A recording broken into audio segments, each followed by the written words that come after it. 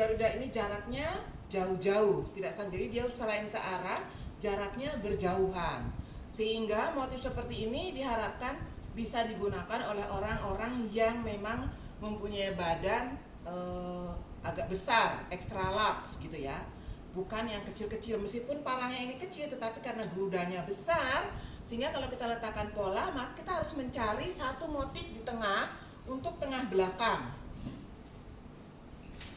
Contohnya sudah menetapkan, kalau kita letakkan tengah di sebelah kiri, maka dia tidak cukup, sehingga akhirnya ambil yang sebelah kanan.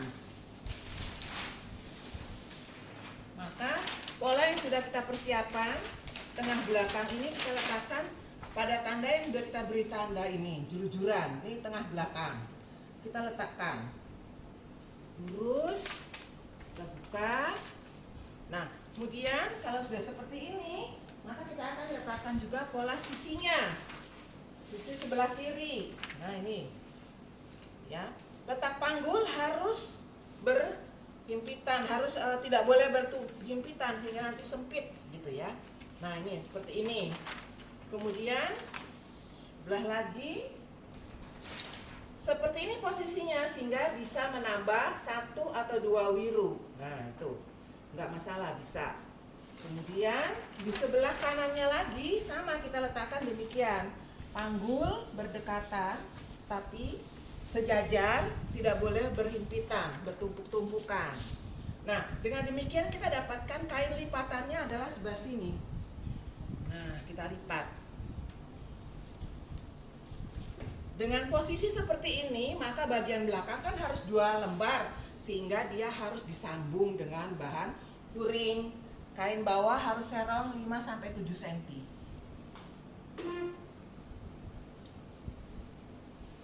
Nah, akhirnya jadi, maka kain sambungannya ini cukup hanya sampai bagian belakang saja supaya dia 2 lapis. Seperti ini. Nanti ini digunting, disum. Sampai di sini. Ya, setelah seperti ini, yang pertama dilakukan adalah menjulujur tengah belakang. Tadi seperti tadi. Kalau sudah seperti ini bisa ditarik ke atas polanya, diangkat, kainnya diletakkan seperti ini tadi. Nanti ini dilipat. Ini dinaikkan ke atas untuk kita kutip keliling garis polanya.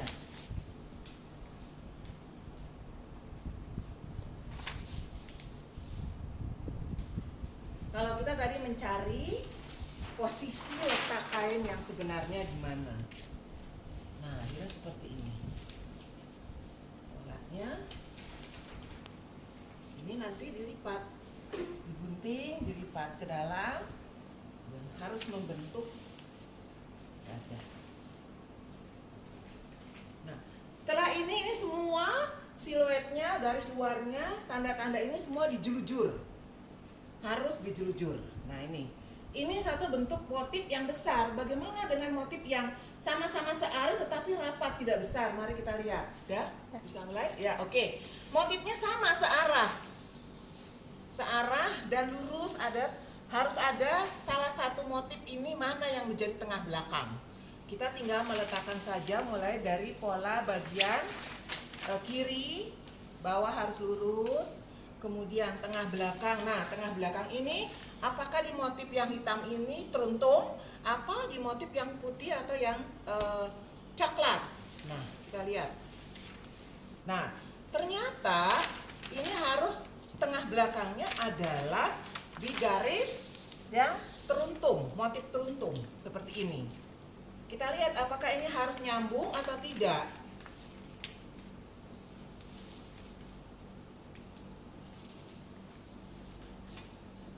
Kita lipat kainnya persis ini, sampai enggak?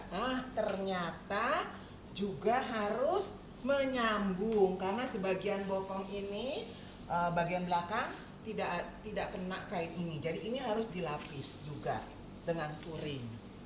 Jadi dengan kata lain, kalau orang yang ukuran badannya XL atau L, maka kemungkinan besar itu akan menambah kain puring untuk bagian belakang, karena nggak mungkin orang pakai baju cuman selembar apalagi ketat, jadi harus 2 lembar di sini.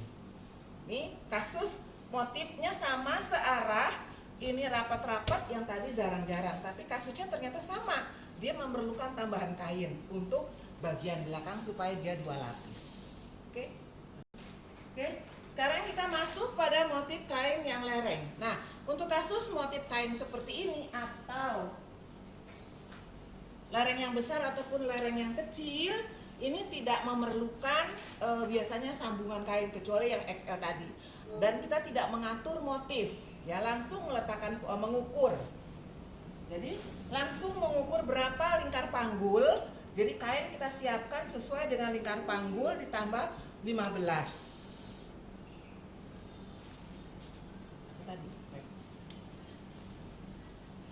Nah, seperti itu. Sudah ketemu. Kemudian lingkar panggulnya bawah tetap miringnya 5-7 cm.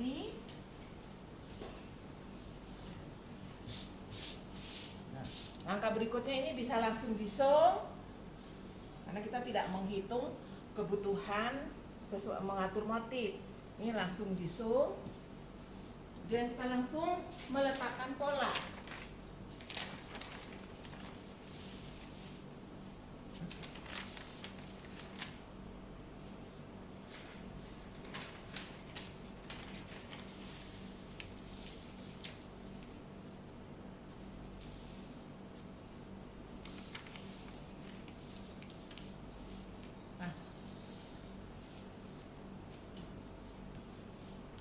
Seperti ini sudah selesai, ya. Jadi tidak menghitung, hanya menghitung lingkar panggul terbesar ditambah 15 seperti ini, sesuai dengan pola. Kita letakkan. Langkah berikutnya adalah menjelujur semua tanda-tanda yang sudah diberikan ini, semua keliling, ya, semua tanda termasuk tengah belakang. Setelah diberi tanda, kita nanti akan melipat kain itu. Oke, kemudian garis pola sudah dikutip. Mari kita perhatikan garis.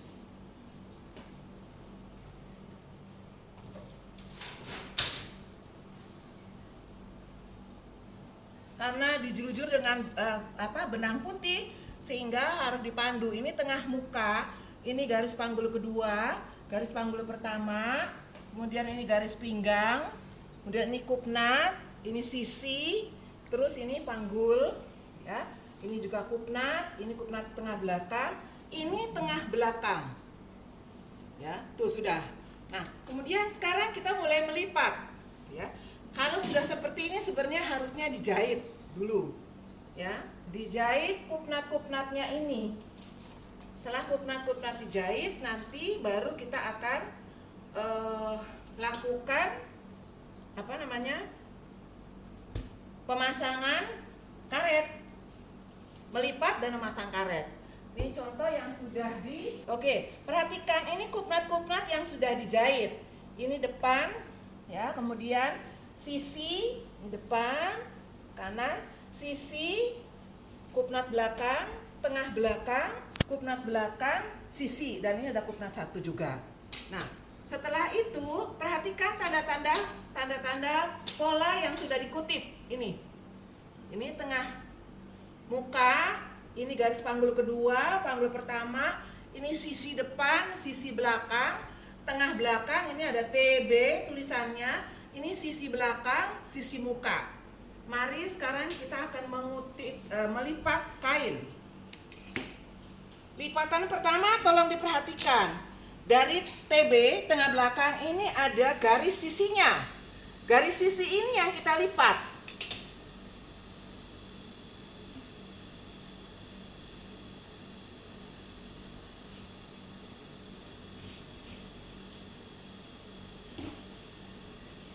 Kita lipat. Nah, itu sama sisi. Nah, ini sudah terbentuk. Jadi ini sisinya sudah terbentuk. Kemudian sekarang tengah belakangnya yang sudah dijahit kita pertemukan ke bagian buruk. Sudah, ini sudah terbentuk. Ini sisinya, ada kupnatnya, ada tengah mukanya. Kemudian perhatikan sekarang kita lipat yang bagian kedua. Nah, sebelah kiri sama sisi juga. Nah, ini kain sudah mulai terbentuk. Ya, ini juga dilipat ke dalam. Kain sudah mulai terbentuk. Seperti ini. Ya, ini sisi dan sisi. Nah, sampai di sini dulu karena nanti kita akan membuat wiru palsu dan pemasangan resleting. Tugas saudara-saudara adalah lakukan sampai di sini. Saya buka sekali lagi ini. Kita belum mau masang setelah dijahit tadi kupnat-kupnatnya. Nih, kupnat-kupnat sudah dijahit ya. Kemudian baru kita bisa melipat kain. Sebenarnya habis dilipat kita langsung cari tengah belakangnya. Nih, untuk pemasangan karet. Nah, itu kita ukur nah, dari bawah 25 sampai 30. Orang yang tinggi itu 30 cm, orang yang tidak terlalu tinggi 25. Ini 25, ini posisi tinggi karena ini orang yang tidak terlalu tinggi. Jadi posisi karet itu di sini, di bawah ini. Yang satunya lagi adalah nanti sini perhatikan, nih adanya di sini. Sambungan ini di sebelah sini. Karetnya. Jadi kaki adanya di sini. Jadi ini membungkus kaki kita. Tuh, ya. Seperti itu. Jadi tapi nanti praktek langsung saja. Jadi misalnya 25 tidak terlalu tinggi, 25 itu adanya di sini. Nah, 25 ini dipentul, pentulnya lari mana? Pasang karet 25 cm. Kita pasang di ujung kain.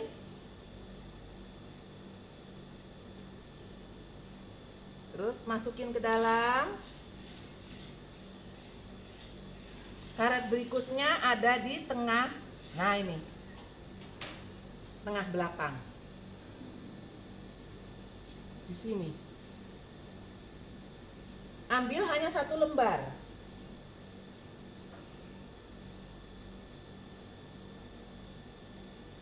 Jadi tidak tembus sampai ke belakang. Jahitnya hanya di selembar kain. Seperti itu. Jadi tidak tembus ke belakang. Nah, udah. Jadi ini sudah kejahit. Kita Dah terpasang satu lagi dia berada di atas di panggul kedua. Di mana panggul kedua ini ada garisnya, panggul kedua itu. Tengahnya, nah ini tengahnya. Jadi pasangnya itu karet di sini. Panggul kedua. Tuh. Terus sampai di mana? Di sini. Nah. Juga sama, hanya selembar jahitnya. Tidak tembus. Jadi nanti kaki kita adanya di sini. Jadi kalau nggak sampai, nah ini kebungkusan dengan karet ini di sini. Ini seperti ini. Dah. Tugas saudara sampai di situ. Berikutnya nanti kalau sudah jadi seperti ini, minggu depan kita baru pemasangan resetting di sini. Ya. Selesai.